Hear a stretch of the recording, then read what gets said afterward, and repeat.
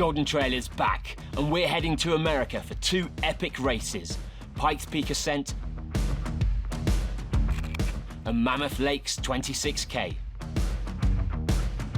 The series is already raced in Zagama in the Basque region of Spain, the Mont Blanc Marathon in Chamonix, France, the Dolomites Run in Italy, and most recently, Switzerland's Sierra Zanau, where American Sophia Lockley paced her race to perfection to run through the field and claim her second Golden Trail victory. Kenya's Philemon Kiriago used his flat and downhill speed to catch compatriot Patrick Kipangino for his first ever Golden Trail victory.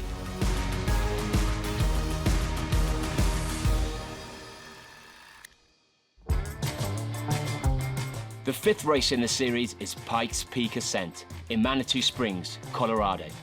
The town is known for its naturally sparkling spring water and the Manitou Incline. Being back in America, it's just fun to be where it's loud. Big track, eh? Everything's big and it just screams America, and it's fun to have that. This is my first time in the United States. I feel really excited, ready for the races, and I'm really happy to be here with these people.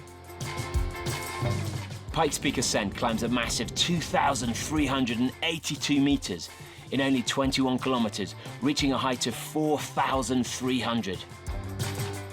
So the heart here is very high.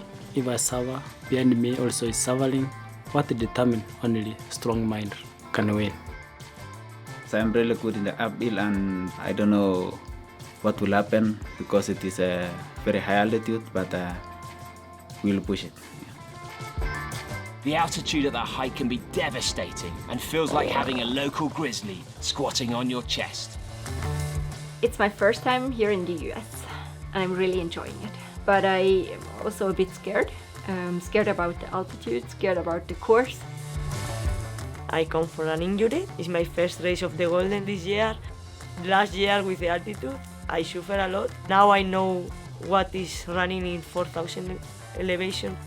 The men's record of 2:01:06 has stood for 30 years, but there's a $10,000 bonus for anyone who can break it, and Remy Benet is favourite to do just that. In sport, you see like every record breaks. It's a tough one, but I think it's possible if you are well prepared with the altitude.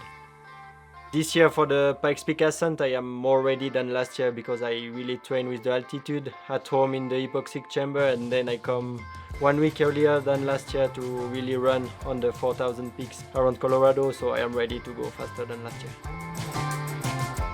Yeah, I think that's the biggest challenge, is keeping the high level for the entire season. And I don't know if I'm able to do that, but that's kind of what I'm excited to try and do. The first 2 kilometers are an explosive start of road running, taking you to the head of the Bar Trail, where the steeper climbs begin and never stop. By Bar Camp, the altitude will start to kick in, and from the A-frame, each step will be a battle as the altitude overwhelms the runners. Series leader Sophia Lockley starts as race favourite, but could struggle with the altitude. In the men's field, last year's winner Remy Benet returns, and his pre-race form suggests he's even quicker this year. Switzerland's Judith Weider is the only person to beat Sophia this season at the Dolomites Run, and her years of experience will help her in challenging conditions. Roberto De Lorenzi demonstrated in the Dolomites Run his raw pace, coming in second overall. That should put him in good stead for Pikes Peak. Joint favourite must be Patrick Kipangino. He's the vertical kilometre world champion and outclimbed Remy at Sierra Zanau. Malinosa returns for only her second race of the season. She's known for her technical ability, but should do well with this uphill climb.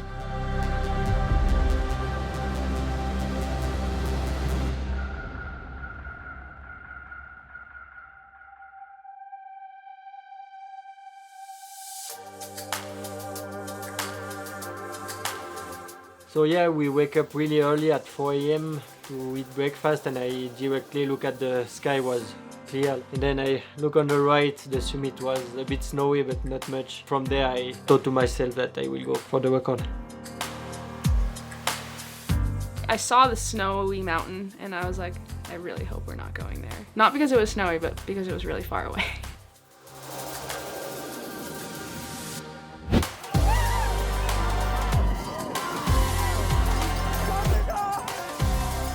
Philemon Corriego took straight to the front, dragging Patrick and Remy Bonnet with him. From the start, I think we had a good pace on the road, and there is always people like passing, trying to find position. Sophia Lockley was clearly intent on starting fast, also taking to the front, with Judith Weider not far behind her. I knew Judith was right behind me for going into the first aid station, and I heard that Ali was also quite close. And for me, I was not really stressed at that point because my goal was to start very controlled. As Philemon went to grab some water, Remy saw his opportunity to put some space between them and picked up his pace. That was the perfect occasion to make a move. So I decided directly when they stop, I just accelerate a bit, and then I took 10 meters, and then it increased all the way up. As the climb started to intensify, Judith caught Sophia and started to control the pace, Sophia happy to sit on her shoulder. She caught up to me, and then I just ran behind her for the majority of the race. It was the exact pace that I wanted to go, and I was thinking okay, I definitely can't go any faster than this.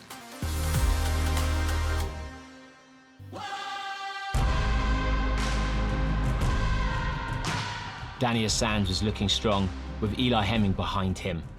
Philemon's early pace was starting to take its toll, and he began to shed places. And then when I hit the snow, I see that it was even better than without snow. From then, I think I get extra motivation to push too.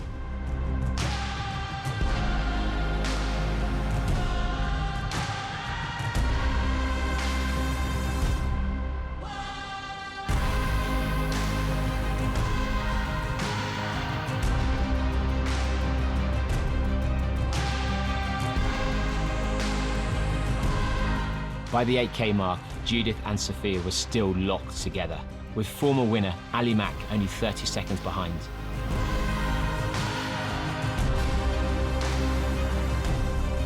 In the middle of the race, I was like, I don't think I'm gonna win. Judith just couldn't shake off Sophia, with newcomer Anna Gibson looking strong, only 2 minutes down on the race leaders.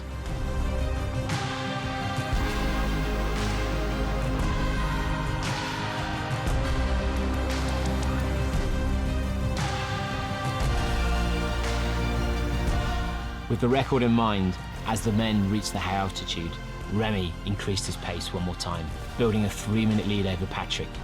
The question was, could he get the course record?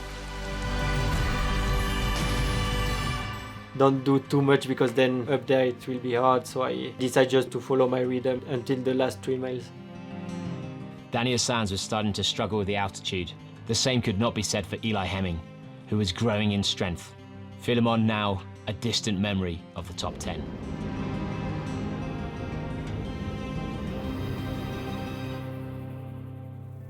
With only 2 miles to go, Sophia sensed that Judith was starting to tire and finally broke the cord between them in a mad dash for the last 2 miles. And then that did happen. I noticed that she was starting to get really tired, and I think that's because she was running in first the whole time, and I was just being a little bit annoyed, breathing on her neck, literally the whole race.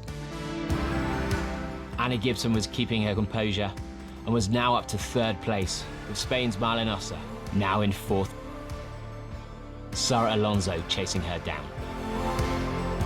With the win under his belt, Remy stormed through the finish line, breaking a 30-year record with an astonishing time of 2 hours and 20 seconds.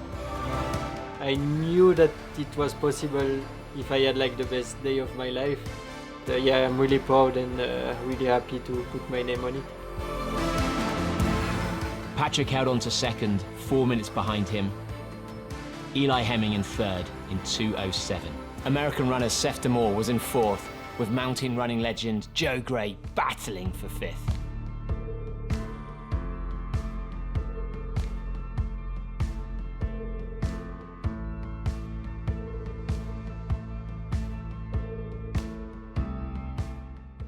With the cord between them broken, Sophia stretched her lead to win her third Golden Trail race of the season in 2:35. I thought I was gonna tip over and fall because I was so dead, but luckily my excitement kept me up. Judith finished second overall, showing that she's Sophia's closest rival this season. And on her debut, Anna Gibson holds on for third. With her second top five, Marlon Ossa came in fourth, and returning to the Golden Trail, Sara Alonso comes in fifth.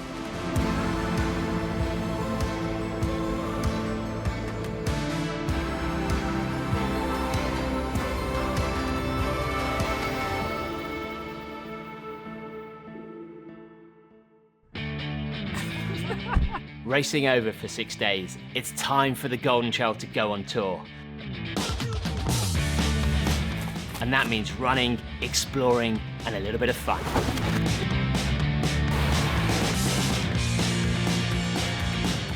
First, the tour visited Yosemite, taking in some of the biggest trees in the world and also some of the most famous climbs.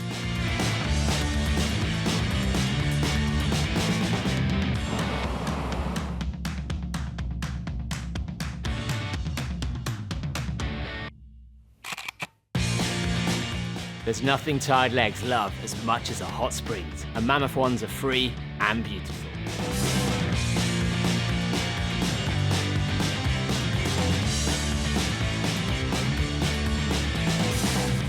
Then on to San Francisco, and the first time for many athletes to see the Pacific Ocean.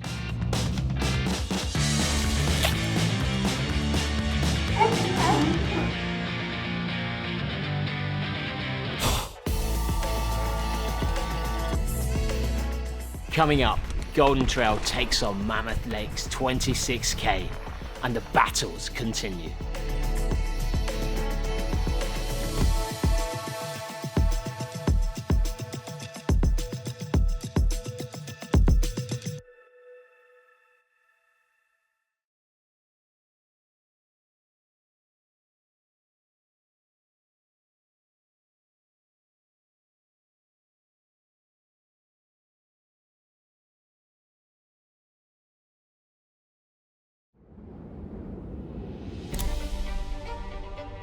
The Mammoth Lakes 26K is new to the series this year.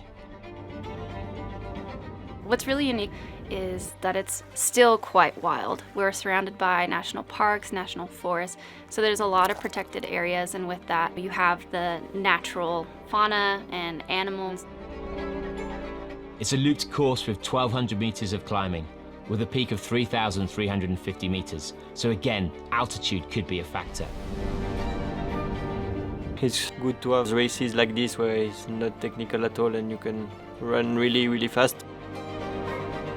There's a small technical climb, but the downhill is soft underfoot and extremely fast. Coming to the final, I will just race as good as I can, and we will see if I have a chance against Sofia. Top 3, I can fight for that position. That it's something I could never imagine when I started this season, the Golden, so it could be nice. The most thing that I enjoy so much, training together. My goal is to finish in the top 3, but I know it will be a really hard battle with the other guys. I didn't come here to do easy races. I will race as hard as I can.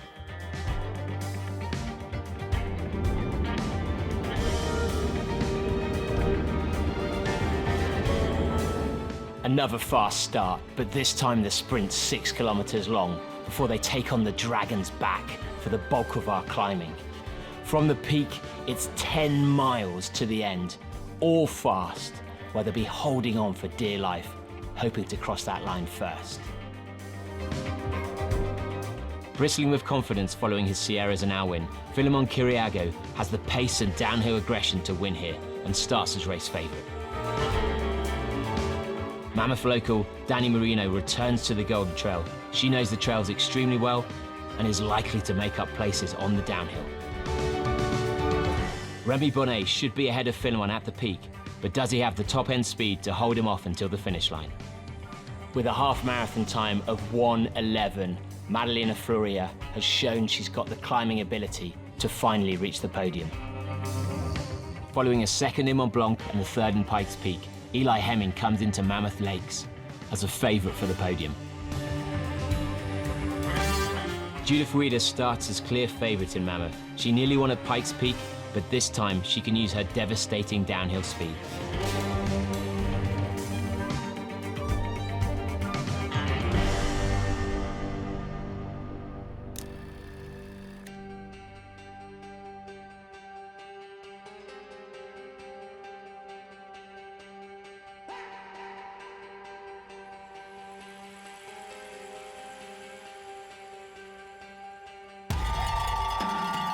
As expected, Kenyan Philemon Kiriago took to the front, and quickly it was a pack of three. Remy and Patrick sat in behind. They are fast when it's runnable.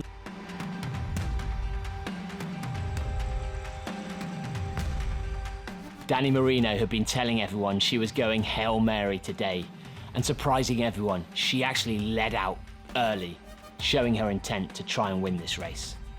Madalena and Judith following close behind. It was hard. It was hard mentally from the start on.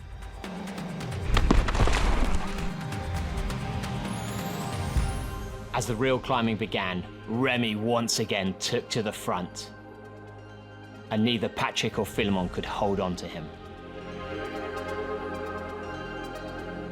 At the top of the small climb, I pass them and then I accelerate. The intensity of the battle caused all three of our top female runners to fall. But once settled, Madalena stormed up the climb, but couldn't quite lose the other two. Try to not over push it in the uphill to still have like some legs in the downhill.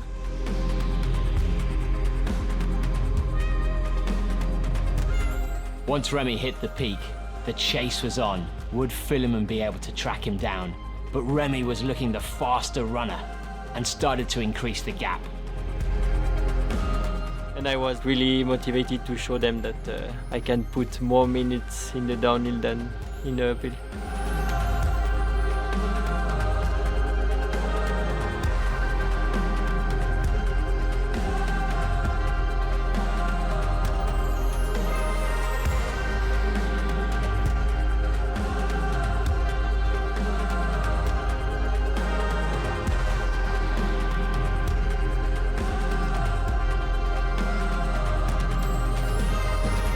Crossing the peak, the top three women were still locked in a battle. And I saw Florea just flying down. Madalena and Judith stepped up the pace, and Dani decided to sit back, hoping she'd see them again.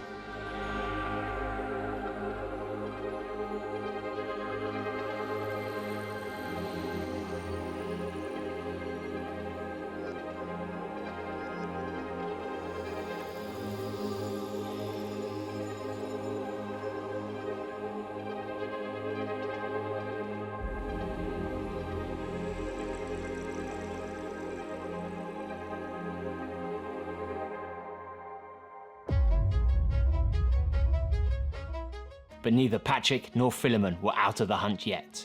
And some newer runners like Mika Boudon-Rousseau were showing they also had the downhill pace to start picking up places.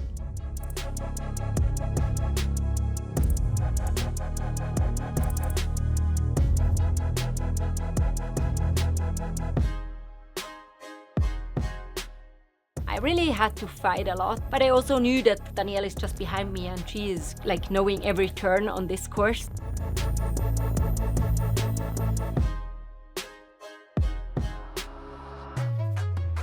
In Europe, you know how the race works, and here it's always like small adventures, like you never know. Demonstrating that he's now got as good a downhill as his uphill, Remy stormed through the line, smashing the course record. The goal was to win 2 races, to be on the top position for the final. So mission accomplished, and let's see what happened in the final. Sadly for Patrick and for Philemon, they both took a wrong turn which cost them 5 places. In the downhill, when you run like below 4 per kilometer, it's really easy to take the wrong turn. Allowing Mika to finish second in only his second Golden Trail race. What a performance from him. And returning to the podium for the second time this season, Roberto Di Lorenzi took third.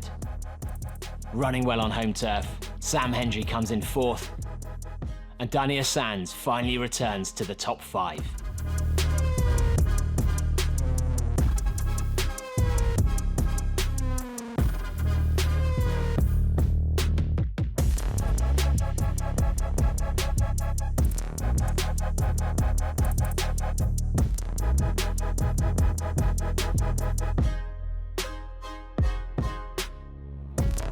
These last kilometers, they were forever. I felt really tired. It was a hard way back home. In the women's, the course markings also changed the race. Madalena getting lost 3 miles from the end, allowing Judith to come through for her second win of the season. I thought I was second! No! Of course, it's gonna be beautiful to come back to Italy. Then I'm really looking forward for this fight there. The local girl, Dani Marino, returned for her first podium of the season, coming in second, and Madalena ran in for third, disappointed at what could have been. Anna Gibson came in fourth, 2 races, 2 top 5s. Marlin finishing in 5th for her third top 5 this season.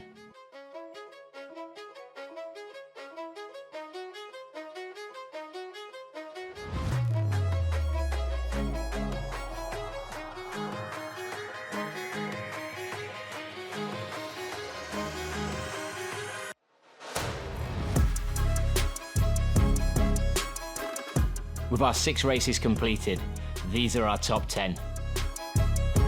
You can see how close it is, 2nd through to 5th, only 8 points between them, with 400 points available at the final. Simply put, if you want to win this series, you have to win the final.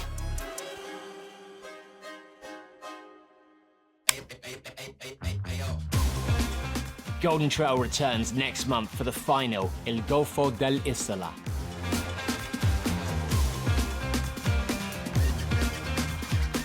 It's double the points and double the excitement.